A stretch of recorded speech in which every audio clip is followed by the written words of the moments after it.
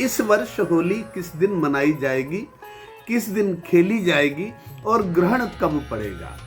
कि पूर्णिमा के दिन हर बार होली होती है फाल्गुन शुक्ल पूर्णिमा को, इस बार भी फाल्गुन शुक्ल पूर्णिमा को ही होली होगी। चंद्र ग्रहण जब कभी पड़ता है तो पूर्णिमा को ही पड़ता है। इस वर्ष संयोग से होली के दिन चंद्र ग्रहण भी पड़ रहा है उसी पूर्णिमा को, तो दोनों घटनाएं एक साथ कैसे घटित होंगी? क्या इस बार चंद्र ग्रहण की वजह से नहीं मनाई जाएगी होली?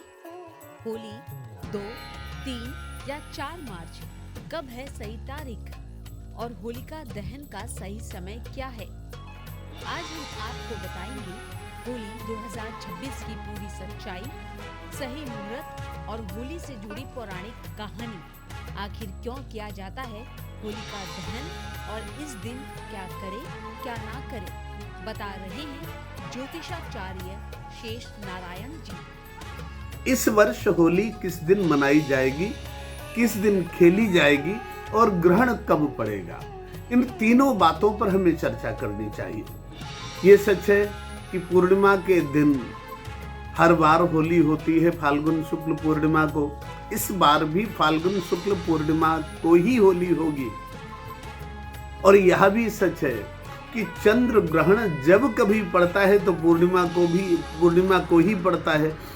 इस वर्ष संयोग से होली के दिन चंद्र ग्रहण भी पड़ रहा है उसी पूर्णिमा को, तो दोनों घटनाएं एक साथ कैसे घटित होंगी? इसलिए होली के दिन पूजा पाठ, अच्छा खान पान का त्योहार है और ग्रहण में 9 घंटा पहले से सूतक लग जाएगा तो न खाना पीना होगा और ना ही उस प्रकार से पूजा पाठ होगा। ऐसी परिस्थिति में इस त्योहार की परंपरा का पालन कैसे किया जाए और ग्रहण की मर्यादाओं का निर्वाह कैसे किया जाए, ये बड़ी बात है। अच्छा, आज की युवा पीढ़ी वो इस चीज़ को लेकर बहुत परेशान होती है कि हमारे यहाँ पता नहीं 2-2 त्यौहार होने लगे ऐसा। अरे आपके त्यौहार सजीव हैं, कोई तारीख के हिसाब से नहीं, जैसा एक बार कह दिया जाए वैसा हो गया। हमारा हर बार समय आगे पीछे होता है क्योंकि ये प्रकृति पर आधारित पर्व हैं अपने।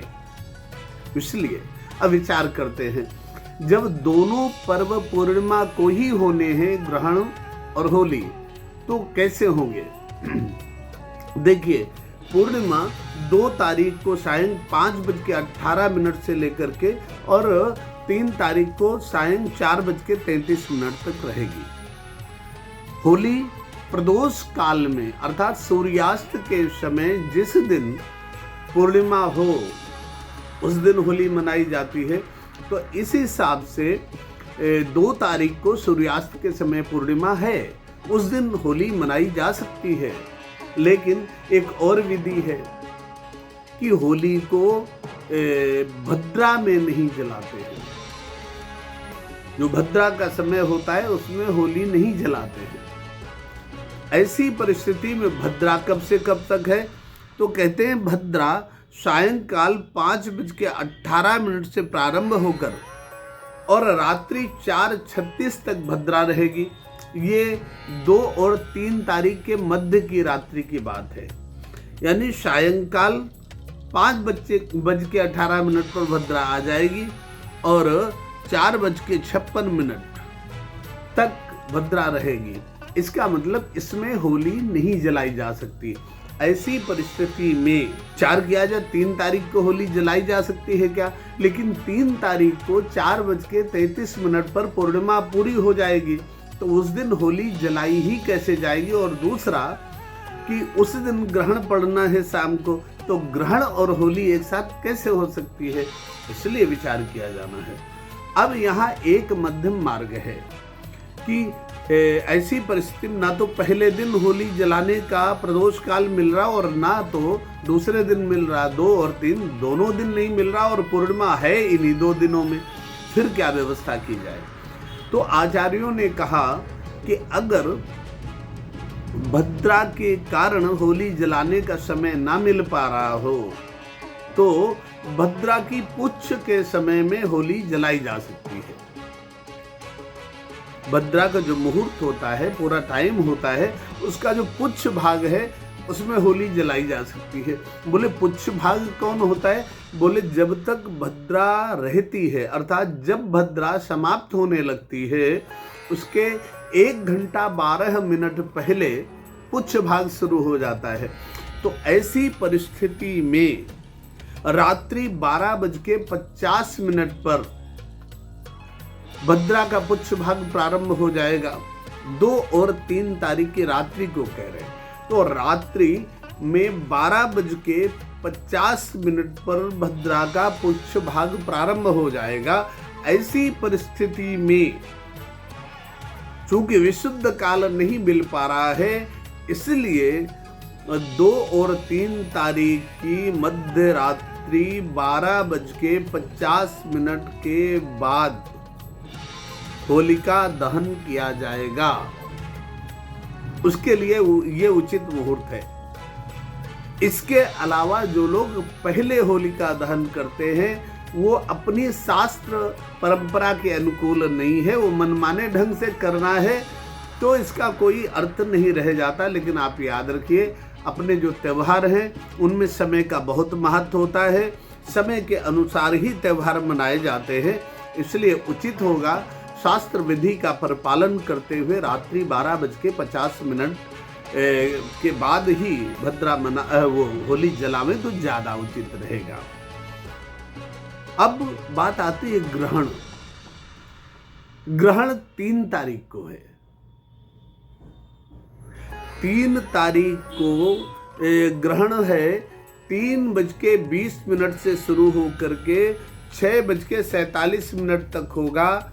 चंद्र ग्रहण में ग्रहण के प्रारंभ के समय से 3 प्रहर अर्थात 3 त्रिका 9 घंटे पहले से सूतक लग जाता है। इसलिए 3 तारीख को सुबह 6:20 से सूतक लग जाएगा और ग्रहण 3:20 से प्रारंभ होगा और 6:47 तक रहेगा। चूंकि चंद्रोदय 5:59 पर होगा, ऐसी परिस्थिति में चंद्रमा जब उदित होगा तो ग्रहण पड़ रहा होगा। ऐसे ग्रस्तोदय होगा तो 5:59 से लेकर के 6:47 तक का समय ही चंद्र ग्रहण दिखाई पड़ेगा। उसके बाद स्नान ध्यान करके और अपने को शुद्ध कर लेना चाहिए। इस प्रकार से 3 तारीख को सुबह 6:20 से सूतक प्रारंभ होगा। दिन भर उसका निर्वाह करें। इसमें वैसे भोजन नहीं करना चाहिए, लेकिन बाल, वृद्ध, गर्भिणी स्त्री और रोगी व्यक्ति उसके भोजन में परहेज नहीं है, वो कर सकते हैं। और बाकी लोगों को जितना संभव हो बचाना चाहिए। और जब ग्रहण पड़े तो किसी मंत्र का जप करना चाहिए, ताकि ग्रहण के कारण कई बार भूकंप आते दिखाई पड़ते हैं, कई बार प्राकृतिक आपदाएं दिखाई पड़ती, उनसे सुरक्षा होती रहे। तो किसी भी मंत्र का जप उस समय करना चाहिए। अब बात होली की। एक और संशय होता है कि जिस दिन होली जलाई जाती है, प्राय सभी लोग जानते हैं, उसके अगले दिन होली खेली जाती है। ये सबको पता है। ऐसी परिस्थिति में तो 2 और 3 तारीख की रात्रि को अगर होली जलानी है तो 3 तारीख को होली खेली जानी चाहिए, उसी दिन होली मनाई जानी चाहिए।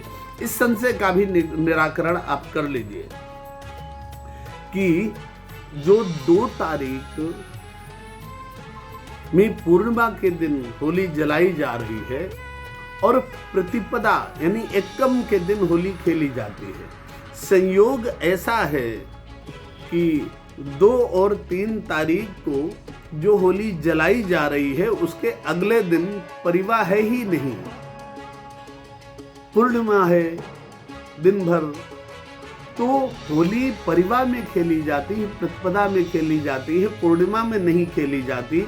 इसलिए आप अपनी शास्त्रीय मर्यादा का विचार करते हुए कि होली प्रतिपदा में खेली जानी है, समय और मुहूर्त का ध्यान रखें। तो होली आप प्रतिपदा के दिन खेलें, अर्थात 4 तारीख को। अब लोग कहेंगे कि आज होली जली और हम 4 तारीख को खेले, एक दिन इंतजार करते रहे, ये ठीक नहीं है। तो ऐसी परिस्थिति में लोग जैसा चाहें वैसा कर सकते हैं। हमारे बनारस में तो बसंत पंचमी से ही होली खेलनी शुरू हो जाती है, लोग रंग गुलाल अबीर ये सब खेलने लगते हैं, तो ऐसा कर सकते हैं। लेकिन जो नियम है वो ये है कि 4 तारीख को प्रतिपदा शुरू होगी, उस समय होली खेली जानी चाहिए। 3 तारीख को 4:33 के बाद शाम को प्रतिपदा लग जाएगी, तो 4 तारीख को ही होली खेली जानी चाहिए। इसमें 2 विशेष बातें और हम बता देना चाहते हैं कि होली जो खेली जाती है उसमें जो आजकल बहुत सारा कीचड़, बहुत सारी और चीज़ें डाली जाती, ये होली खेलने का विधान नहीं है। होली में 2 बातों का ध्यान रखिए। पहली बात तो होली में हम आग क्यों जलाते हैं, हमारा ये प्रश्न है।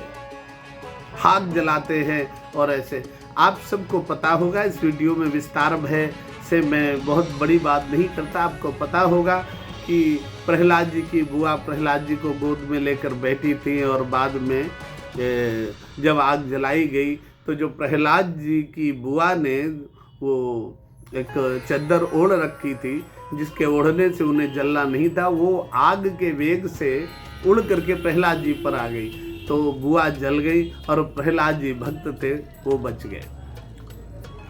इसलिए तब से आज तक होली जलाने के पर्व को हम लोग मनाते हैं और इसका अर्थ ये होता है, प्रत्येक व्यक्ति जब होली का पूजन करने जाता है तो अग्नि देवता के सामने प्रार्थना करनी चाहिए कि हमारे जीवन में जो विघ्न करने वाले लोग हैं, हमारे जीवन में जो दुख पहुंचाने वाले लोग हैं, जो संकट पहुंचाने वाले लोग हैं, उनकी दुर्भावना आप सही करें। आप उन राक्षसों को जलावें जो मानवता के विरुद्ध आचरण करते हैं।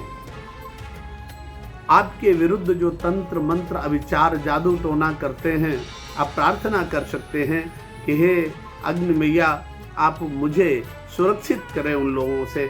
आपको जितने प्रकार की पीड़ाएं सहनी पड़ती हैं आप भगवती से प्रार्थना कर सकते हैं, अग्नि देवता से, और उनका पूजन कर सकते हैं। संक्षेप में ये है, वैसे 11 मंत्र हैं जिनको पढ़ करके ये प्रार्थना की जाती है, तो आप ऐसा कर सकते हैं। इसके बाद अब हम संक्षेप में ही ये बातें बता रहे, तो हम दूसरी बातें कह दे रहे।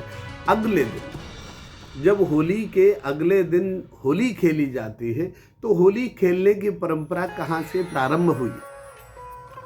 हुआ ये कि प्रहलाद जी को जब बुआ जी गोद में लेके बैठी थी और आग तेज जली, तो जो प्रहलाद जी के साथी थे छोटे छोटे बच्चे, वो छिप कर अगले दिन पहुँचे कि देखें हमारे मित्र तो जल गए होंगे, उनको जलाया गया है। तो वहाँ पहुँचे और अग्नि देवता के पास जो राख पड़ी हुई थी वहाँ, तो उसको देखकर रोने लगे, आंसू आ गए उनको। जैसे ही आंसू आए, प्रहलाद जी ने देखा कि हमारे मित्र तो आए हुए हैं सब और ये दुखी हो रहे हैं हमारे लिए। प्रहलाद जी वो चद्दर ऊपर उछाल करके और खड़े हो गए, और जैसे ही खड़े हुए तो प्रहलाद जी की जय जयकार होने लगी। जब जय जयकार होने लगी तो बाल्य स्वभाव से सब वही जो आग की राख थी उसी को एक दूसरे पर उछालने लगे, और इस मंगलमय पर्व को उन्होंने जैसे ही वो धूल और राख मिली उछालने लगे एक दूसरे पर। इसी को हम कहते हैं होली खेलना।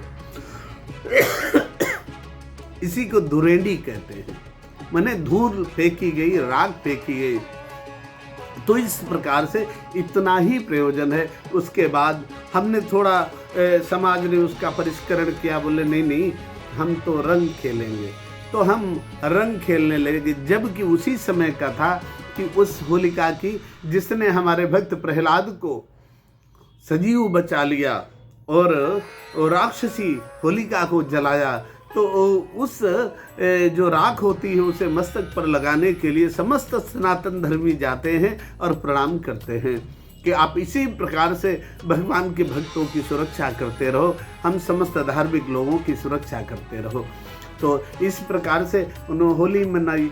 इसके बाद जब थोड़ा सा और समाज दूसरे तरीके से होली मनाने लगा तो जो अपना वैदिक काल था, जो प्राचीन काल था, उसमें रंग, गुलाल और गुलाब की पंखुड़ियाँ और अबीर ये सब लगाकर होली मनाई जाती थी अच्छे ढंग से। जब उतना सारा कुछ बहुत महंगा लगा, नहीं कर पाए, तो इसके बाद केवल अबीर और रंग इससे होली खेली जाने लगी। लेकिन समस्त हिंदुओं से निवेदन है, समस्त सनातन धर्मियों से प्रार्थना है कि होली में गोबर और ये जो तमाम प्रकार का दधिकांधव होता है इससे बचिए। तुम्हारे त्यौहार बदनाम किए जा रहे हैं, सनातन धर्म के पर्वों को क्षति पहुंचाई जा रही, इनसे बचिए। ये काम नहीं है। आपका काम इतना है कि होली जल जाए, अगले दिन जा करके, अब की बार तो खैर एक दिन गैप करके जाना पड़ेगा, तो वहाँ भस्म बंधन करना चाहिए ऐसे करके, और प्रार्थना करना चाहिए कि जिस प्रकार से आपने राक्षसी होलिका को जला करके भक्त प्रहलाद की सुरक्षा की है, इसी प्रकार आप समस्त पुण्यवान धार्मिक भक्त लोगों की सुरक्षा करते रहिए। और जो लोग अभक्त हैं, जो पापी हैं, जो राक्षस हैं, जो आतंकी हैं, उनकी बुद्धि का शोधन कीजिए, और ना हो तो उनका पराभव कीजिए, उन्हें समाप्त कीजिए, ताकि संसार सुख सुविधा पूर्ण ढंग से प्रेम पूर्वक रह सके संसार के प्राणी। नमस्कार। सर का पसीना जब माथे को आता है वो किसान है जो अपने दम पर फसल को उगाता है। आन है, बान है, शान है, किसान है। किसान इंडिया, चलेगा हल, बढ़ेगा बल।